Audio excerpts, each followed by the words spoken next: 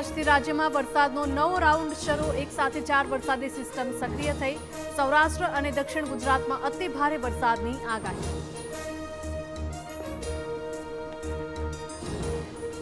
રાજધાની દિલ્હી એનસીઆરમાં વહેલી સવારથી ધોધમાર વરસાદ। અનેક વિસ્તારોમાં પાણી ભરાતા લોકોને હાલાકી। ગુરુગ્રામમાં પણ જળબંબાકારની સ્થિતિ।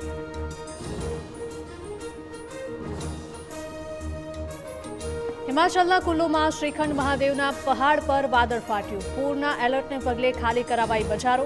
તંત્રએ જાહેર કર્યું હાઈ એલર્ટ।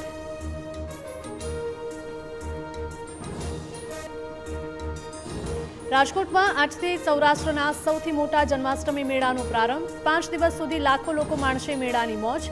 ભીડને નિયંત્રિત કરવા તંત્રનું ખાસ આયોજન।